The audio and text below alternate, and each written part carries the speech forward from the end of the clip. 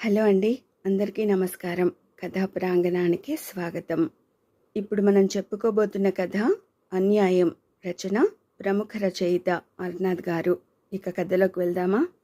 Operation theatre cinema సెట్టింగ్లా అందంగా ఉంది.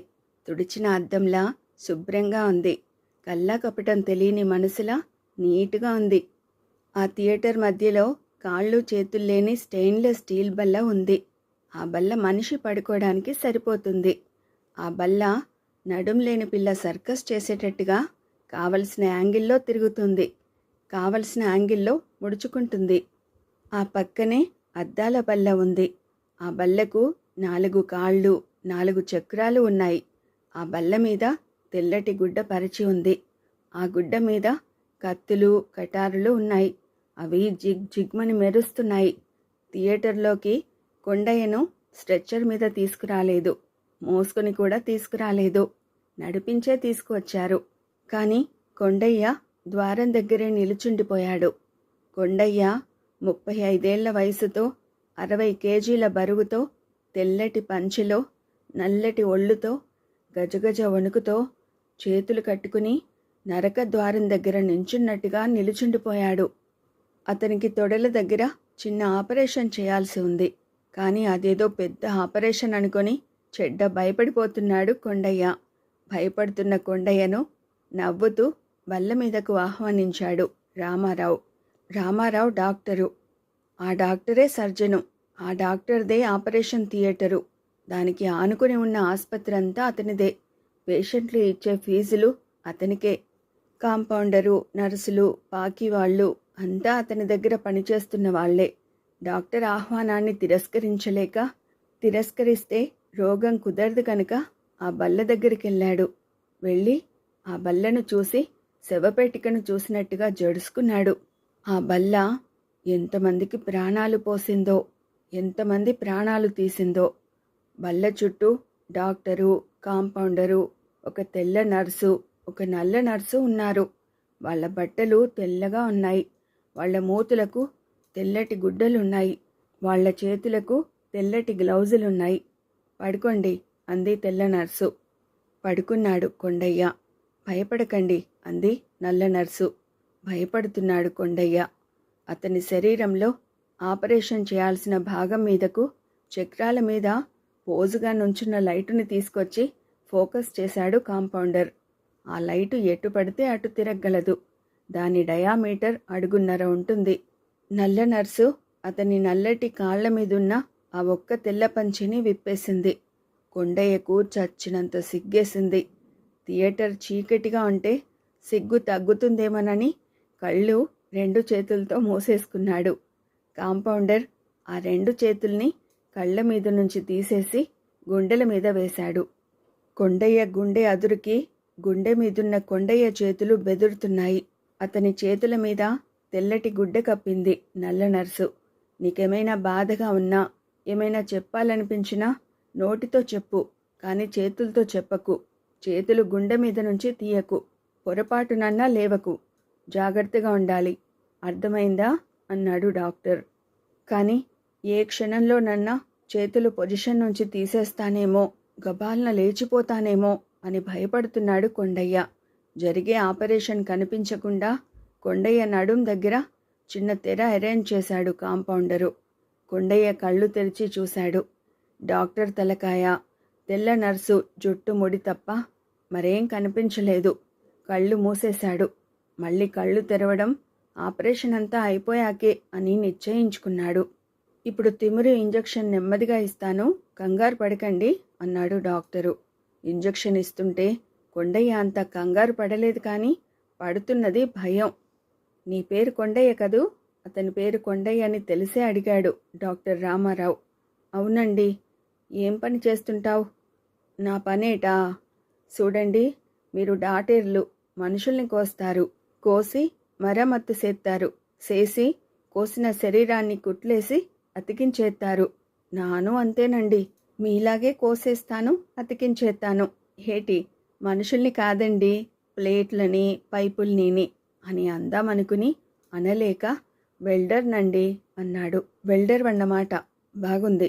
చూడు కొండయ్య, మీ కంపెనీలో మెడికల్ ఫెసిలిటీస్ అంటే వైద్య సదుపాయాలు బాగుంటాయి కదూ? బాగుంటాయండి. కానీ డాక్టర్ బాబు, అది మూనాల ముచ్చట మాత్రమేనండి. అదేం?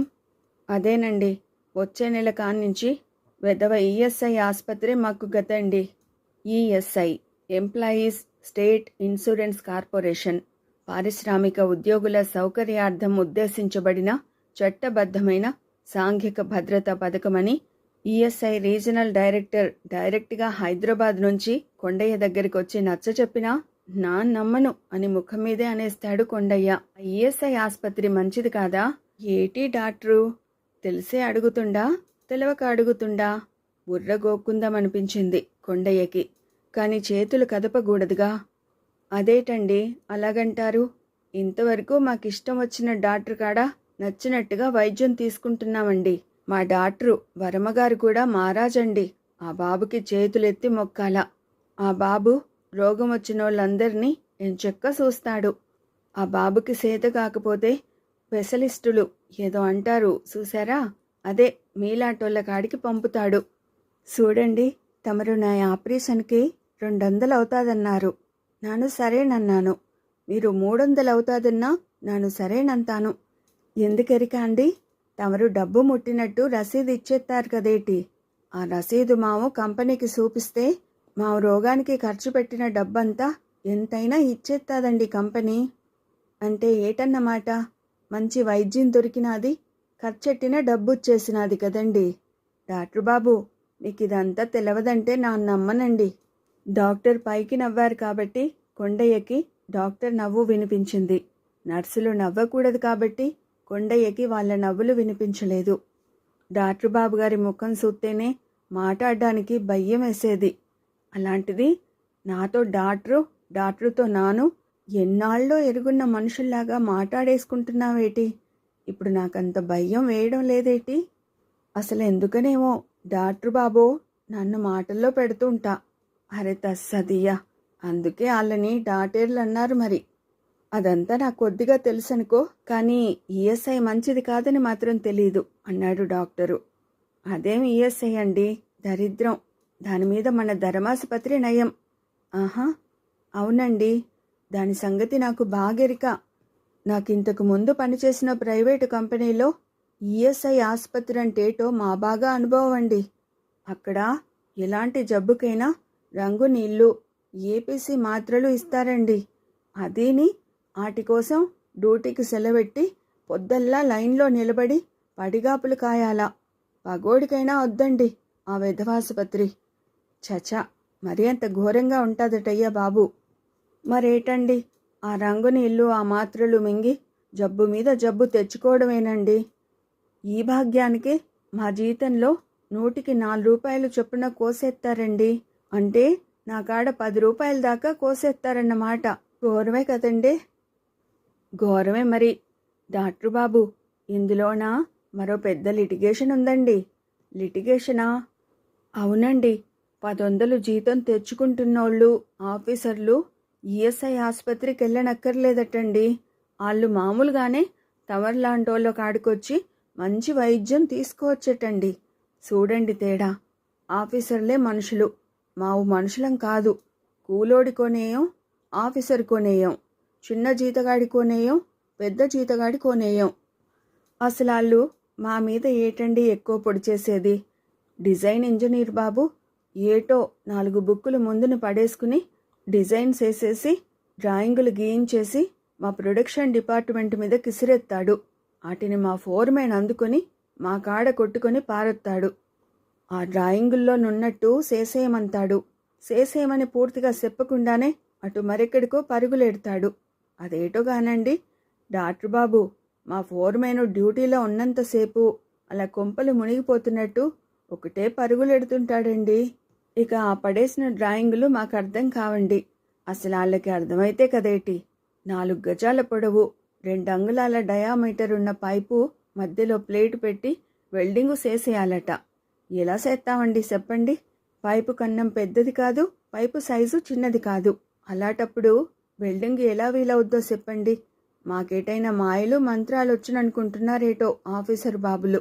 ఇలా ఒకటే కాదండి, ప్రతిదీనూ అన్నీ ఎందుకు పనికిరాని డ్రాయింగులోనూ పనికిరాని సూపర్వైజింగులోనూ.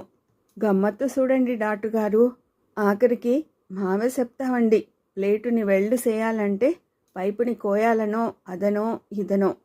భలేవాడివయ్య కొండయ్య, నవ్వారు రామారావు. రామారావు నవ్వేటప్పుడు కూడా రామారావు చేతిలోని కత్తులు కదులుతూనే ఉన్నాయి. ఇంతకీ అసలు విషయం వదిలేశావు, అది చెప్పు మరి. ఏటి చెప్పాలండి మా కుక్కపాట్లు.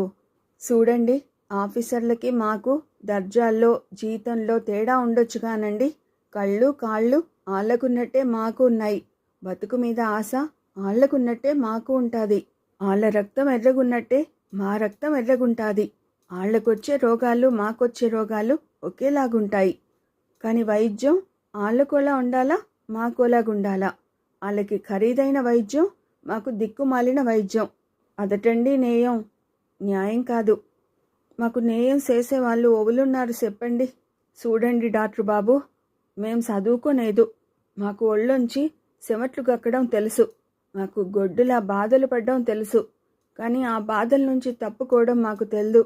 అందుకే ఎవడో చదువుకున్నోన్ని, అన్నీ తెలిసినోన్ని మాకు అన్యాయం జరిగేటప్పుడు ఆదుకోరా కొడక అని మావు నిలబెడతాం. నీవే మాకు ప్రెసిడెంట్వి, దేవుడివి అంటాం. అంటే యూనియన్ లీడరేనా? అవునండి. అయితే ఈ విషయంలో అతనేమంటాడు?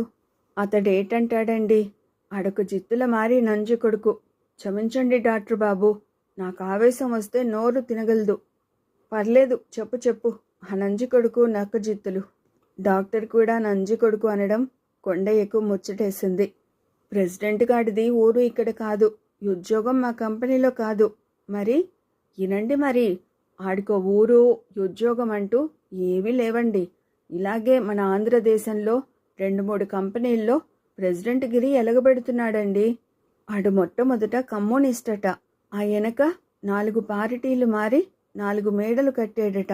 ఇప్పుడు ఇందిరమ్మ కాంగ్రెసు బలంగా ఉన్నది కాబట్టి ఇప్పుడు ఆడి పార్టీ ఇందిరమ్మ కాంగ్రెసు. డాక్టర్ బాబు, ఆడి రుబ్బురోలు మొహం చూడగానే తెలుస్తాదండి ఆడు మాయదారి నంజికొడుకని. 4 కంపెనీల్లో అనుభవం మాయా ఉన్నాయి గదా అని చెప్పి మావు ప్రెసిడెంట్గా ఎట్టుకుంటే ఆ నంజికొడుకు ఆ అనుభవాలు మాయలు మా మీద గుమ్మరెత్తున్నాడండి. డాక్టర్ నవ్వాడు. చూడండి డాక్టర్ బాబు, యూనియన్ తలుసుకోవాలే కానీ తలుసుకుంటే ఈఎస్ఐఏటి మేనేజ్మెంట్ చేసే అన్యాయాలేటి ఏది మమ్మల్ని ఏటి చేయలేవు. యూనియన్ పేరు చెబితే మా మీద ఈగలు దోమలు కూడా వాళ్లేవు. ఎన్నో కంపెనీల్లో మా కంపెనీ యూనియన్లు ఈఎస్ఐ వద్దని పోరాడి నెగ్గేయండి. కొన్ని యూనియన్లు సమ్మె చేస్తే మరికొన్ని యూనియన్లు కోర్టులెక్కి స్టేలు మీద స్టేలు తెచ్చి ఆఖరికి నెగ్గేయండి. అయితే మీరెందుకు సమ్మె చేయకూడదు, లేకపోతే కోర్టుకెక్కి ఎందుకు సాధించకూడదంటారు? నాకెరిక. కానీ డాక్టర్ బాబు, మా కంపెనీ ఒక ముదనష్టపు కంపెనీ. దాని మేనేజ్మెంటు ఓ నంబర్ 1 దొంగల మూట. ఆ దొంగల మూటకి మా యూనియన్ వంతపాట. దొంగల మూట వంతపాట ఏమిటయ్యా పాట? నాకు అర్థం కావడం లేదు అన్నాడు నవ్వుతూ డాక్టర్. మీకు అర్థం కాదండి, మీకు అర్థం కావాలంటే జరిగిన భాగోతం చెప్పాలండి. చెప్పు చెప్పు, ఏదో పెద్ద కథేలాగుంది. కొండయ్యకి ఏదో ఆపరేషన్ చేస్తున్నట్టు తెలుసు కాబట్టి ఏదో చేస్తున్నట్లు ఉంది కానీ అతనికి బాధ భయం అనిపించడం లేదు. అయినా కళ్ళు తెరవలేదు, కళ్ళు తెరవదలుచుకోలేదు. చూడండి, ఆ మధ్యన ఏ గోడల మీద చూసినా ఏ రోడ్ల మీద చూసినా కార్మికుల్ని గాడిదలన్న మేనేజింగ్ డైరెక్టరు హరిహరన్ నశించాలా, క్షమాపణ చెప్పుకోవాలా అని ఇంతేసి అచ్చరాలు. చేతులెత్తి చూపించబోతుంటే కాంపౌండర్ హెచ్చరించాడు. తవరు చూడలేదా? అవునవును చూశాను. దాని గురించి మీరు సమ్మె చేశారు కదూ, ఆ సమ్మె ఏమైంది? హరిహరన్ క్షమాపణ చెప్పుకున్నాడా? అయితే తమరికి ఆ సమ్మె గురించి బొత్తిగా ఏమీ తెలదన్నమాట. ఎండి గాడు ఆడెక్కడ క్షమాపణ చెప్పుకుంటాడండి. ఇలాటాటిల్లో ఆడి తల తెల్లగా పండిపోయి నుదురు పెరిగిపోనాదండి. ఇంతకీ ఎండి మిమ్మల్ని గాడిదలెందుకన్నాడు? ఏ నంజు కొడుకు అనగలడండి మమ్మల్ని గాడిదలని? మరి ఇనండి, మరి ఇదంతా రాజకీయాల భాగోతమండి. ఎండికి చీఫ్ పర్సనల్ ఆఫీసర్ రామన్కి బొత్తిగా పడదండి. ఎందుకు పడదంటే ఆడు దొంగే ఈడు దొంగే. చూడండి, ఇంగ్లీష్ సినిమాలు చూస్తావేంటి? నాకు తెలుగు సినిమాలంటే మా గొప్ప తలనొప్పండి. ఇంకా హిందీ అంటే పరమ బోర్ అండి. అంచేత ఒక ఇంగ్లీష్ సినిమాలే చూస్తానండి. నాకు సోఫియా లారెన్ అన్నా గెగరీ పెక్కు అన్నా చెడ్డ ఇష్టమండి. అదలా ఒగ్గేయండి. చూడండి, ఈ మధ్యన వచ్చిన ఇంగ్లీష్ సినిమాల్లోనూ నలుగురు ఐదుగురు కలిసి డబ్బునో బంగారాన్నో దొంగిలించి శివారికి అదంతా ఒక్కడే కొట్టేద్దామని ఆళ్ళోన ఆళ్ళు కొట్టేసుకుంటారు. అలాంటి కీచులాటేనండి వాళ్ళిద్దరిదీను. అంచేత ఎండీని ఎలాగైనా దెబ్బతీయాలని చెప్పి రామన్ గాడు మా యూనియన్ ప్రెసిడెంట్ని వాడుకున్నాడండి. 5,000 లంచం కూడా ఇచ్చాడటండి. ఆన్ని గద్దె దింపేస్తే మరో 5,000 లంచం ఇస్తానన్నాడటండి. లంచగొండి నంజి కొడుకు. ఏమిటి, రామన్ లంచగొండా? అయ్యో, మీకు తెల్దేటండి, ఆడు లంచం గుంజడంలో నంబర్ 1. మా కంపెనీలో సగం మందికి పైగా ఆడికి లంచం గట్టి ఉద్యోగాలు తెచ్చుకున్నోళ్ళేనండి. ఇంత చెప్పాక మీ కాడ దాపరికం ఎందుకండి? నాను కూడా ఆ పట్టబుర్ర నంజి కొడుక్కి లంచం గట్టందే పనవ్వలేదండి. లంచం కడితే గాని రాని ఉద్యోగానికి లంచం గట్టక ఏం చేస్తామండి? ఇంతకీ అసలు సంగతి ఒగ్గేశాం. ఎంతదాకా చెప్పానండి? రామన్ లంచం తినిపించి మీ ప్రెసిడెంట్ని బుట్టలో వేసుకున్నాడని. బుట్టలో వేసుకున్నాడని చెప్పాను కదండి. ఈ సంగతి అంతా పచ్చులం మాకు తెల్దండి. ఇక ప్రెసిడెంట్ నంజి కొడుకు ఆంబోతులా మా మీద పడ్డాడండి. ఏవో 10 డిమాండ్లు అని చెప్పి అవి మేనేజ్మెంట్ ఇవ్వకపోతే సమ్మె చేద్దారని తలొక్కాడ 5,000 రూపాయలు వసూలు చేశాడండి. వసూలు చేసిన సొమ్ము 10 కాదు 100 కాదు, వేలండి, వేలు, 10,000. ఇక అటు చూస్తే ఆ 10 డిమాండ్లలోనూ సచ్చి గింజుకున్నా ఒక్కటి కూడా ఇవ్వననేసిందండి మొండి మేనేజ్మెంటు. దాంతో ప్రెసిడెంట్ గాడు మాకు కిర్రెక్కించాడండి. మేనేజ్మెంట్ మీద కసి, సమ్మె మీద సరదా కలిగించేశాడండి. డాక్టర్ బాబు, సమ్మె చేసేదాకా కాళ్ళు నిలబడేవి కావనుకోండి. ఇలాగుండగా సడన్గా మా డిమాండ్ మారిపోయిందండి. అదేమిటి? ఇనంటి మరి. ఓ రోజు ఏటయిందంటే ఒక వర్కరు ఎండీ కారుకు అడ్డంగా వచ్చాడటండి. ఆ అడ్డం వచ్చిన వర్కర్ని ఎండీ కళ్ళు కనపడవురా గాడిదా అన్నాడటండి. పక్కనే ఉన్న మరో వర్కరు, అదేటి సార్ అలాగంటారంటే, అవునరా అంటాను, మీరంతా గాడిదలు అంటాను, ఏటి సెత్తారా గాడిద కొడక అని అన్నాడట. ఈ సంగతి కంపెనీ అంతా ప్రెసిడెంట్ గాడి పాపంలా పొక్కిపోనదండి. అలాగా? అవునండి. అప్పటికే మేనేజ్మెంట్ మీద కసిగా కోపంగా ఉడికిపోతున్నామేమో. దాంతో మాకు అరికాలి మంటలు నెత్తికెక్కాయండి. వర్కర్లంతా నాగుల్లా బుసలు కొట్టారండి. నిప్పు రవ్వల్లా రుసరుసలాడిపోనారండి. ఆ రోజు ఓలువి పనిచేయడం మానేసి పైకొచ్చేసినామండి. మా అర్జెంటుగా జనరల్ బాడీ మీటింగ్ ఎట్టి ఎండీ గాడు తెలుగోళ్ళని అందరినీ గాడిదలన్నందుకు క్షమాపణ చెప్పుకోవాలని, అప్పటిదాకా ఆపకుండా సమ్మె చేయాలని మా చేత చప్పట్లు కొట్టించుకుని సమ్మెని డిక్లేరు చేస్తున్నాడండి ప్రెసిడెంట్ నంజి కొడుకు. గమ్మత్తేటంటే డాక్టర్ బాబు, ఎండీ ఓవర్ని గాడిదలన్నది మాకు ఇంతవరకు తెల్దు.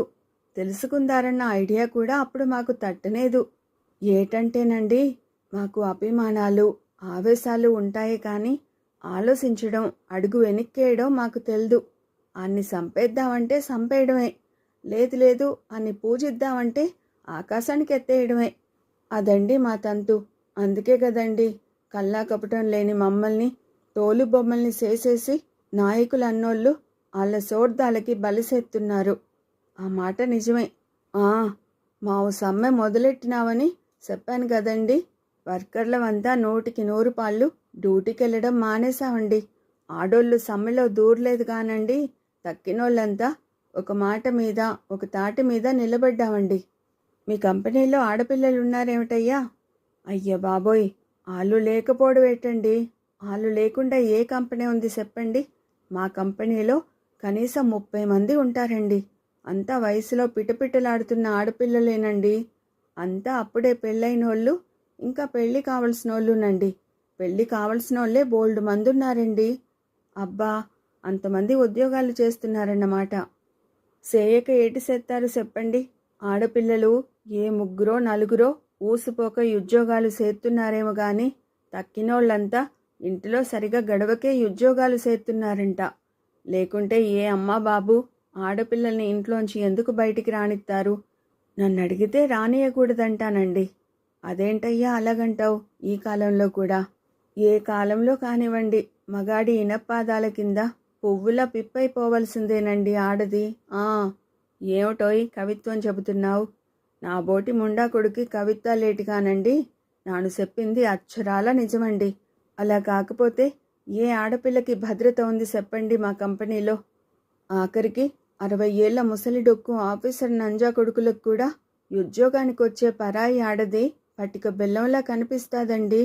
ఆ నంజా కొడుకులకి అంతేసి కూతుర్లున్నారని, వాళ్ళు కూడా తన కూతుర్లాంటోళ్ళేనని గేనం ఎందుకుండదోనండి. మా కంపెనీలో ఆడపిల్లలు ఉద్యోగానికి రావడం ఎలాంటిదంటే పెద్ద పెద్ద మొసళ్ళున్న చెరువులోకి తానానికి వెళ్ళడం లాంటిదండి. డాక్టర్ బాబు, సర్కసోడు 2 చేతులతోనే ఓల్డ్ బంతుల్ని ఆడించేసేటట్టు మాట మాటకి ఆడపిల్లల్ని డిపార్ట్మెంటులు మార్చేస్తుంటారండి. ఎందుకు మార్చేస్తుంటారనేది రకరకాల రుచుల కోసమేనని తమరికి ఏరే చెప్పక్కర్లేదనుకుంటానండి. ఇక ముండల కంపెనీలో ఆడగుంటలకి మా కంపెనీలో ఆడగుంటలకి ఇంకా తేడా ఏటి చెప్పండి? ఇంతకీ ఏటంటే ఆ బొమ్మలు సమ్మెలో తలదూర్చలేదండి. పోనీ వాళ్ళు తలదూరుద్దారనుకున్నా ఆ నంజు కొడుకులు దూరనితారేటి? తిన్నగా అమ్మాయిల ఇళ్లకి జీపుల్ని, రిజర్వ్ పోలీసుల్ని పంపి మరీ కంపెనీకి రప్పించుకోవడం. సెసే, ఆఖరికి గమ్మత్తేటంటే డాక్టర్ బాబు, ఆడగుంటలకి ఏం వసతినిపించారో గాని నంజి కొడుకులు, వాళ్ళంతా మేనేజిమెంట్కే వంతపాట. ఇదిన్నారు కాదు, మావు నిజంగే గాడిదలమన్నోరండి ఆడగుంటలు. చూడండి ఎలాగుందో. భలేగుందే. భలేగుండడమేటి, మమ్మల్ని గాడిదలన్నడమా అనిపించింది కొండయ్యకి. కొండయ్యకి ఆపరేషన్ థియేటర్లో ఉన్నట్టు లేదు. ఇంట్లో మంచం మీద పడుకుని కళ్ళు తెరవకుండానే పక్కనున్న పెళ్ళాంతో ముచ్చటిస్తున్నట్టుగా ఉంది. ఏటో చెప్తావు గాని కొండయ్య, అసలు విషయం సమ్మె ఏటైందో చెప్పావు కాదు. అవునండి, అసలు సంగతే ఒగ్గేసినాం. మాము సమ్మె చేస్తున్నామని చెప్పాను కదండి. ఇక ఇనండి, సమ్మె వారం రోజులు జరిగినాదండి. ఈలోగా ఎండి గాడు నేను గాడిదలు అనలేదు మొర్రో అని నెత్తి కొట్టుకున్నాడు. కంపెనీ వాళ్ళు నా కొడుకుల్లాంటోళ్ళు, వాళ్ళనెందుకంటానన్నాడు. అనని దానికి ఎందుకు క్షమాపణ చెప్పాలన్నాడు. క్షమాపణ చెప్పనుగాక చెప్పను అన్నాడు. ఆఖరికి ఈ కేసు ఢిల్లీ దాకా పోనాదండి. చూడండి, ఒవులుకుండే దన్ను ఆళ్లకుంటాది. ఆడు ఎండి అన్నాక ఆడికి బోల్డు దన్నుండకపోద్దా? ఆయన వెనక అక్కడి నుంచి పని పాటు లేని మంత్రి ఒకడొచ్చాడండి. వచ్చి గొడవని కామఫ్ చేశాడండి. సమ్మె సడన్ బ్రేక్ వేసినట్టు సడన్గా ఆగిపోనాదండి. ఎందుకు ఆగిపోనాది తెలుసా అండి? ఎందుకు? వినండి మరి. మా ప్రెసిడెంట్ ఎదవ, ఎండి ఎదవ కాడు కూడా లంచం తిన్నట్టండి. ఎందుకు తిండండి ఎదవ నంజి కొడుకు? ఎండిని రామన్ని పిల్లుల్ని చేసి వాళ్ళ రొట్టి ముక్కల మీద సెడుగుడు ఆడేశాడండి కోతి నంజి కొడుకు. అప్పుడు మాతోటి ఏమన్నాడు ఎరిక అండి? మన సంగతి ఢిల్లీ దాకా వెళ్ళింది. ఢిల్లీ మంత్రి సంగతంతా అర్థం చేసుకుండు. ఎండి సంగతి తప్పక అంతు చూస్తానన్నాడు. వారం రోజులు ఎండిని గజగజలాడించినావు. కొమ్ముడు తిరిగినోడిని అలా గజగజలాడించేయడం, ఉచ్చ కార్పించేయడం చిన్న విషయమేమి కాదు. ఇక మీదట ఆడు గాని మరెవడు గాని నోరు పారేసుకోలేడు. మీ అండదండల వల్లే సమ్మె విజయం సాధించింది. ఈ విజయం సాధించాం గనకే వారం రోజుల జీతం కంపెనీ ఇచ్చేస్తుందన్నాడండి. డాక్టర్ బాబు, జీతం ఇచ్చేయడం అంటే ఏటెరుక అండి? మా ఎర్నలేవుని కోసుకొని అదండి ఆ నంజి కొడుకు సాధించిన ఘనకార్యం. మాము ఇంకా గొడవ పెడితే ఏటన్నాడు ఎరుక అండి? 4 రోజుల్లో ఎండి కంపెనీ నుండి వెళ్ళిపోతాడు, ఆడెళ్ళకపోతే నానెళ్ళిపోతానన్నాడు. చప్పట్లు కొట్టాం. ఏది, నెల అయ్యి 6 నెలలైంది. ఆడు వెళ్ళలేదు, ఈడు వెళ్ళలేదు. ప్రెసిడెంట్ గాడు అంత మాయ నంజు కొడుకండి. అలాంటప్పుడు వాణ్ణి దించేసి మరోణ్ణి ఎన్నుకోండయ్యా. అలాగే అనుకున్నామండి. కానీ డాక్టర్ బాబు, ఆకులు నాకే ప్రెసిడెంట్ నంజు కొడుక్కి ఆడి మూతులు నాకే కక్కుర్తి నంజు కొడుకులు కొంతమంది ఉన్నారండి. వాళ్ళు కుక్కల కన్నా అద్దోనమండి. ముఖ్యంగా యూనియన్ జనరల్ సెక్రటరీ, కమిటీ మెంబర్లును. కమిటీ మెంబర్లలో 2 ప్రెసిడెంట్ని తిట్టి యూనియన్ నుంచి రాజీనామా చేశారండి. మరి వాళ్ళు రాజీనామా చేసేయడం సరిగ్గా డబ్బులు అందకో ఆడి మాయలు నచ్చకో మనకు తెలియదండి. కానీ అప్పుడేనండి అన్నీ బయటికి వచ్చినాయి. ఇదంతా రామన్ గాడు నడిపిన నాటకం అని ఎండి గాడు అసలు గాడిదలు అనలేదని, గాడిదలు అనకపోయినా ఎండి కాడ ఆడు లంచం కొట్టేశాడని. మొత్తానికేటంటే మాలో మాకు తగాదాలు గ్రూపులు వచ్చేస్తాయండి. కమ్మోళ్ళంతా ఒక పారిటి, రెడ్డీలంతా ఒక పారిటి, బాపనోళ్ళంతా ఒక పారిటి, ఇలా కులాల పారిటీలండి. అందులో మళ్ళా కృష్ణా జిల్లా ఓళ్ళంతా ఆలు ఒకటండి, గోదావరి జిల్లా ఓళ్ళంతా ఒకటండి, విశాఖ జిల్లా, శ్రీకాకుళం జిల్లా, ఇలా జిల్లాకు ఒక పారిటీలండి. చూడండి ఎలాగుందో. కొన్ని పారిటీలు ఎలక్షన్ కావాలంటే మరికొన్ని పారిటీలు వద్దు కాడానికి వీల్లేదంటున్నాయి. అంచేత మాలో మావు తిట్టుకోవడాలు కొట్టుకోవడాలు మొదలయ్యాయండి. ఇదే అదననుకుని మేనేజ్మెంట్ నంజి కొడుకులు మమ్మల్ని ఎన్ని ఇబ్బందులు పెట్టాలో అన్ని ఇబ్బందులు పెడుతున్నారండి. అప్పుడేనండి ఇబ్బందిలా ఈ ఎస్ఐ దిగింది మా పేనాల మీదకి. దాని మీద కొంతమంది ప్రెసిడెంట్ గాడి కాడికెళ్ళి ఆడికి 2 చేతులతో దండం పెట్టి రచించరా మా ప్రభో అన్నాం. ఈ ఎస్ఐ భూతం మీద కనీసం స్టే తీసుకురమ్మన్నావు. ఓ తప్పకుండా అన్నాడు మాయలోడు. కానీ స్టే తేవాలంటే డబ్బుతో పనన్నాడు. మరి డబ్బు ఏది అన్నాడు. ఎంత డబ్బు తిన్నా డబ్బు అంటాడు ఎదవ నంజి కొడుకు. వాళ్ళమ్మ ముందు డబ్బుని కని ఆ వెనుక అన్ని కన్నాదిలాగుంది. అప్పుడు సమ్మెకి వసూలు చేసిన 5,000 ఏటి చేసావురా కొడక అంటే ఆ సొమ్మంతా సమ్మకే అయిపోనాదంటున్నాడు. అయితే లెక్కలు చూపించరా నా కొడక అంటే సెక్రటరీని అడుక్కోమంటున్నాడు. చూడండి ఆడి గడుస్తనం. సెక్రటరీని అడిగితే లెక్కలు చూపించేదాకా ఆగమంటున్నాడు. 6 నెలల నుంచి అలాగే అంటున్నాడు కక్కుర్తి నంజి కొడుకు. మా పేరబ్దం అలాగుంది. ఏం చేస్తామని నెత్తులు బాదుకుని పాకిస్తాన్ మీద యుద్ధానికి అన్ని పార్టీలు దిగి కలిసి పనిచేసినట్టు మా కులాల పార్టీలు, జిల్లాల పార్టీలు ఏకమై ఒక్కొక్కళ్ళమి 2 రూపాయలు చందా మళ్ళా ఇవ్వడానికి ఆడు కోర్టుకెక్కి స్టే తీసుకురావడానికి నిర్ణయం చేసుకున్నామండి. ఆ నంజి కొడుకు గోతులో ఉన్న మమ్మల్ని మట్టేసి కప్పేయకుండా పైకి లాగి రచ్చిస్తాడనే నమ్మక తప్పదండి. కానీ డాక్టర్ బాబు ఇది సూసర్ కాదు అసలాడు. Yes, operation is over. Simhachalam కొండయ్యని బెడ్ మీదకి తీసుకెళ్ళు. మేరీ, మరో ఆపరేషన్ కేసు ఉంది గదు, పేషెంట్ రెడీగా ఉన్నాడా? తీసుకురా క్విక్. పర్వాలేదు లేకొండయ్యా, నడవగలవు. సింహాచలం ఇతన్ని తీసుకెళ్ళు అని డాక్టర్ రామారావు చేతులు కడుక్కోవడానికి బేసిన్ దగ్గరికి వెళ్ళిపోయాడు. సడన్గా కొండయ్య కళ్ళు తెరుచుకుని రెప్పవేయడం మర్చిపోయాయి. నిరాటంకంగా వాగుతున్న నోరు వాగుడు ఆపేసిన నోరు మూతపడకుండా సాగిపోయి పెద్ద సున్నాలాగుండిపోయింది. ఆ రాత్రి ప్రతి రాత్రిలాగే ఆ పెద్ద హోటల్లో ఎయిర్ కండిషన్ గదిలో డాక్టర్ రామారావు, రామన్, ప్రెసిడెంటు, మరో 3 పెద్ద ఆఫీసర్లు చుట్టూ కూర్చుని కంపి ఆడుతున్నారు. వాళ్ల మధ్య రకరకాల రూపాయల నోట్లు, కోడిగ్రుడ్డులు, జీడిపప్పు, 3 బుడ్డులు, 6 గ్లాసులు ఉన్నాయి. కొండయ్య సంగతి రామారావు అక్కడేమీ చెప్పలేదు. రామారావులో ఉన్న గొప్ప గుణం ఏమిటంటే అదే, ఎక్కడ విషయం అక్కడే మర్చిపోతాడు. ఇదండి ప్రముఖ రచయిత అర్నాథ్ గారి కథ అన్యాయం. మరో మంచి కథతో మళ్ళీ కలుసుకుందాం. Thank you.